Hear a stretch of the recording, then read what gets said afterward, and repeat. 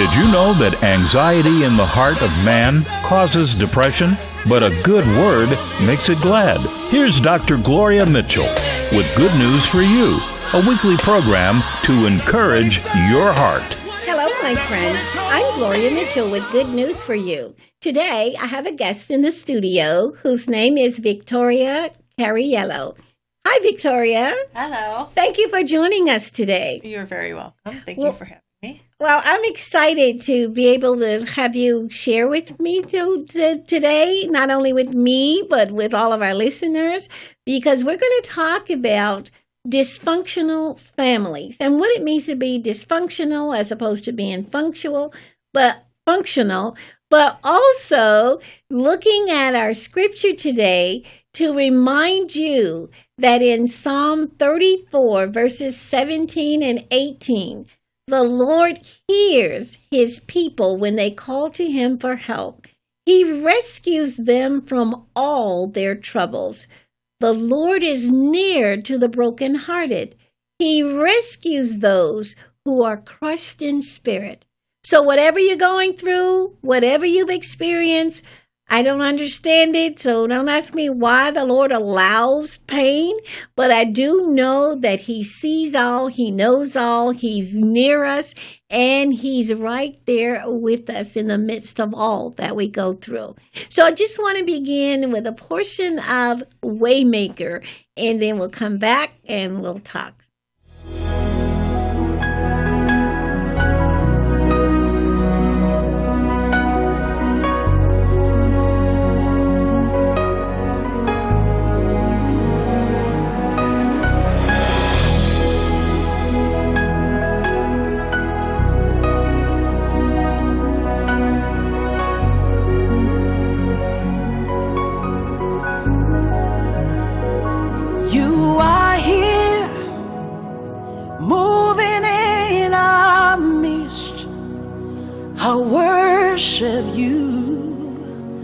I worship you. You are here, working in this place. I worship you.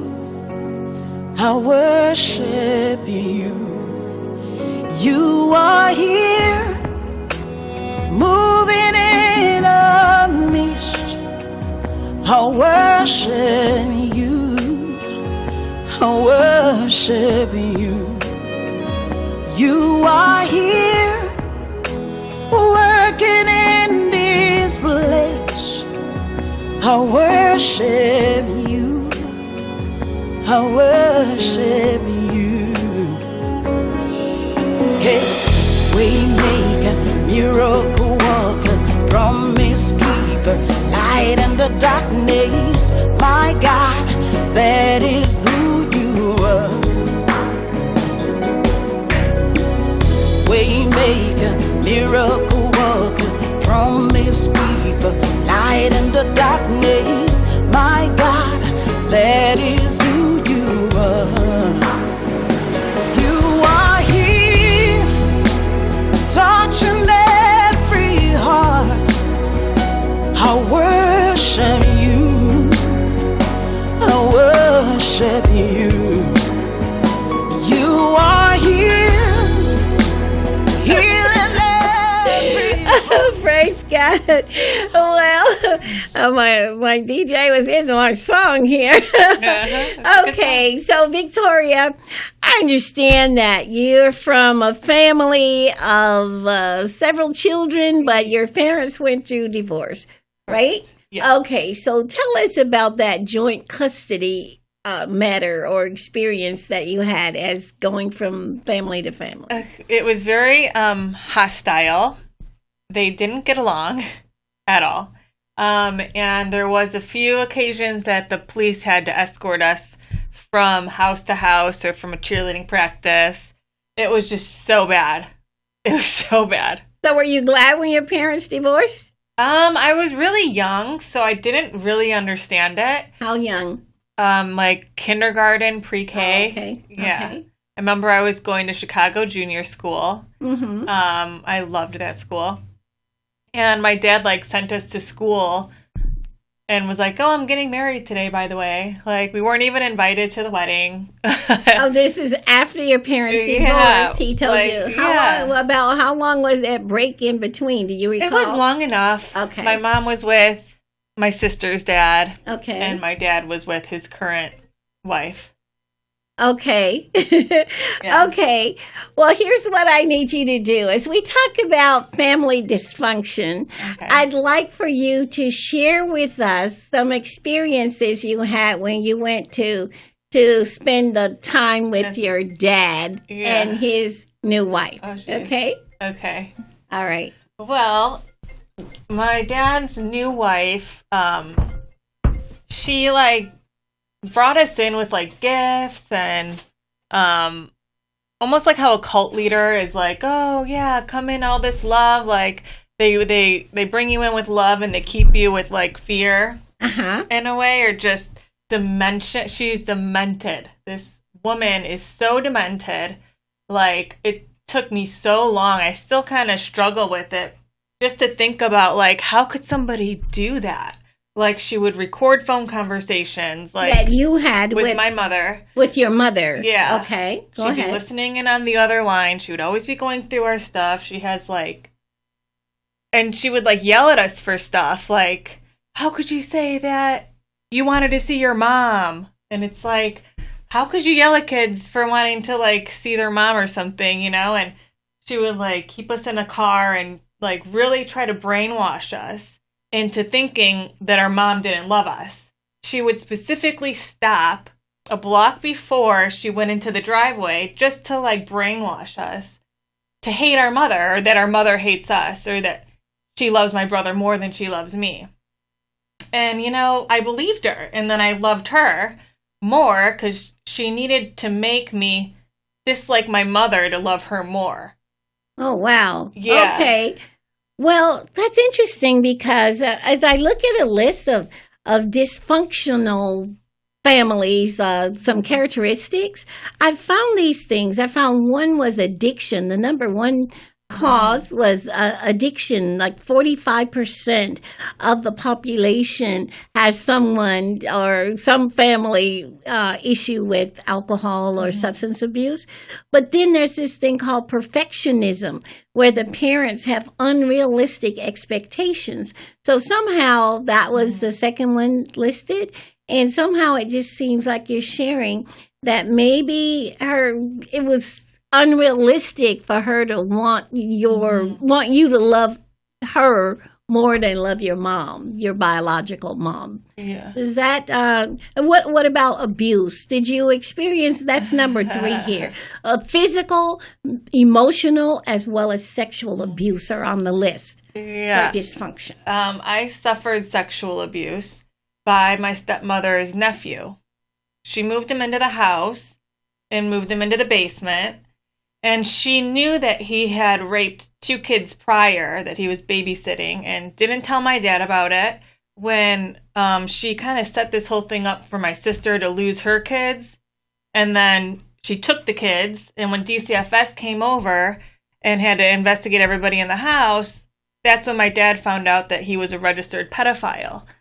And they said he couldn't be there. I still at this time had not reported that I was being sexually abused because I didn't realize it was happening yet. Okay. And then instead of moving him out of the house, they hid him in the basement. And when DCFS would come over, they would take his car. My stepmother would take his car and park it at the park around the corner, and then move it back when DCFS left.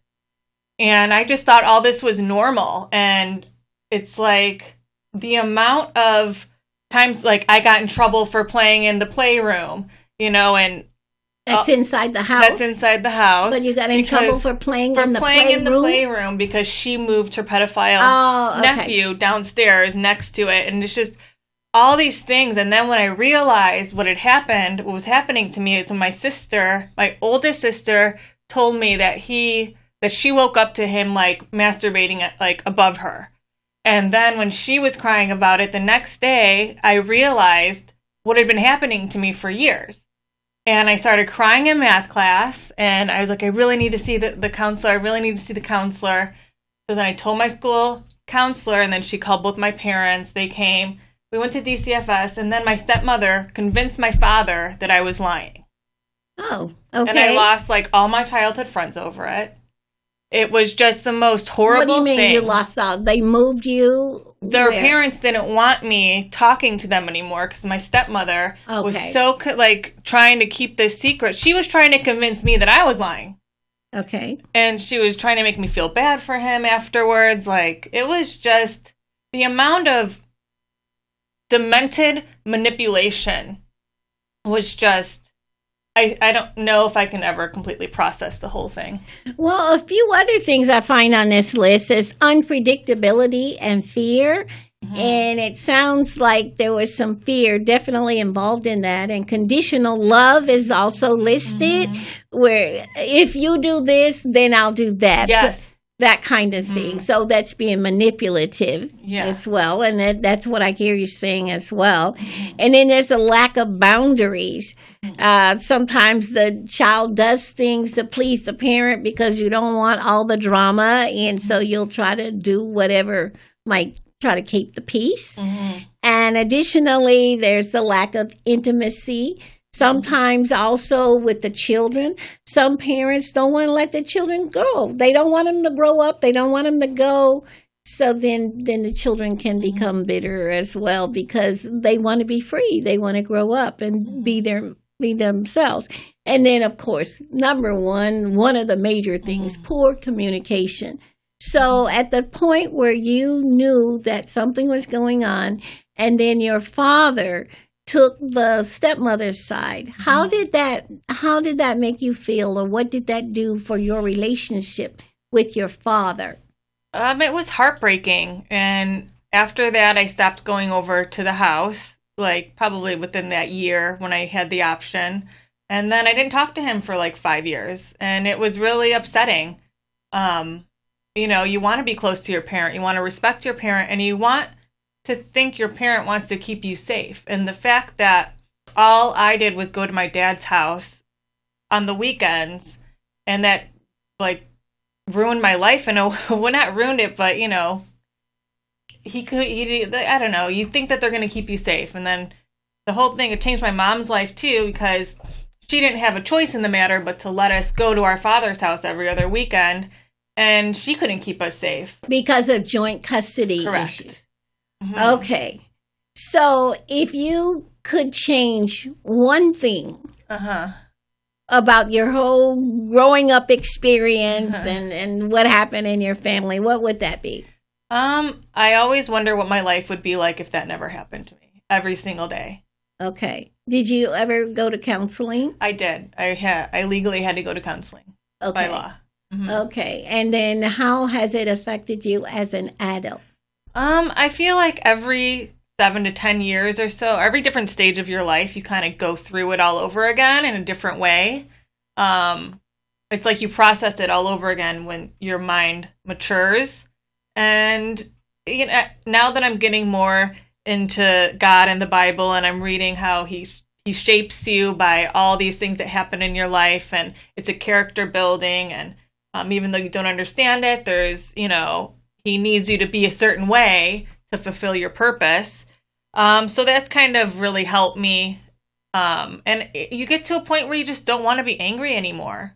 You know, I was a victim those years. Do I really want to be a victim my whole life? No, of course not. And I'm grateful that you're sharing, that you're growing and you're learning to let go. Yes. And I have to let go right now, Okay. but I pray God's blessings upon you. And I thank you so much for sharing. And I pray that you will indeed make amends. Oh, thank you for listening to the Good News for You. Have yourself a blessed day. Worship you. You are here, turning lives around. I worship you. I worship you. You are here, mending every heart. I worship you. I worship you. You've been listening to Dr. Gloria Mitchell, author of The Garbage Man's Garden, a book series written with hurting people and broken families in mind. You can contact Gloria Mitchell by calling 310-973-5802 or write to Post Office Box 5181, Gardena, California 90249. Visit her on the web at encouragementbooks.com. That's mint with an I as in peppermint. Tune in again next week and be encouraged.